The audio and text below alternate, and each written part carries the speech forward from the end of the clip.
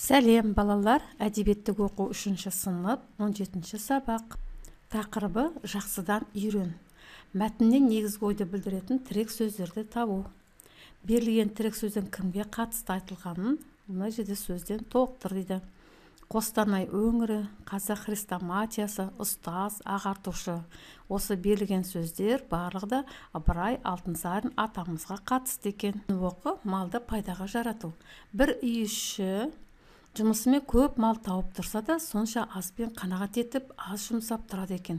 Бір күні көрші сұрады: "Осы сен бай бола тұрып, малыңды қай жаққа жібересің? Көзге түсетін еш нәрсең көрінбейді" деді. Үйші айтты: "Тапқан малымның бір бөлігімен борышымды өтеймін, бір бөлігін өсімге беремін." Көрші: "Қойшы батыр, сенің борышың бар ма еді, және өсімге қанша ақша беруші едің?" деді. Үйші: "Қарт әке-шешем берген ақшаларымды өтеп тұрған борышым деп білемін. Өзімнен туған балаларды оқытуға, асырауға шығарған малымды өсімге берген мал деп білемін. Балалар адам болып, біз қартайғанда жақсы асыраса, олардың борышымды өтегені емес пе?" деді. Яғни бұл жерде үй ішінің бай екені кімнің сөзінен аңғардың деген сұрақ беріліп тұр. Үй ішінің бай екенін көршісінің сөзінен аңғардық. Өйткені өте көп малы, ол малды мысалы сатады, немесе етін сатады, сүтін сатады, майын сатады. Сондықтан бұл жерде оның пайдасы көп екен. Енді борыш дегеніміз не екен? Ол парыз, міндет, өсім деген пайыз, яғни көбею деген, қанағат деген бар нәрсеге риза болу.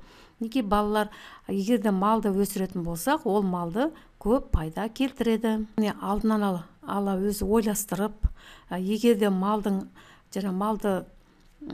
сатқаннан кейін оның ақшасын кез келген нәрсеге ала берсең, ол да жоқ болады.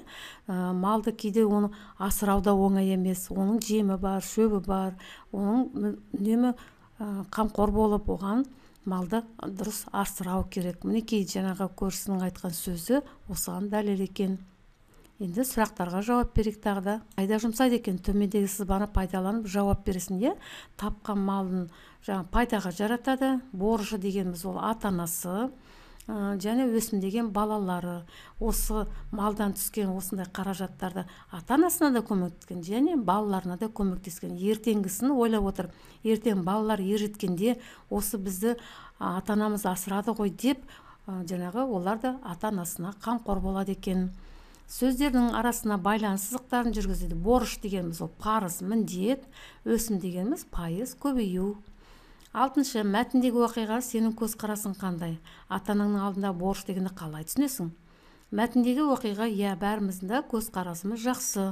Ата-ананың алдындағы борыш ол ата-анаңды сыйлау, құрметтеу, көмектесу, қамқор болу. Қазір сен ата-анаңа қалай қарайсың, балалар?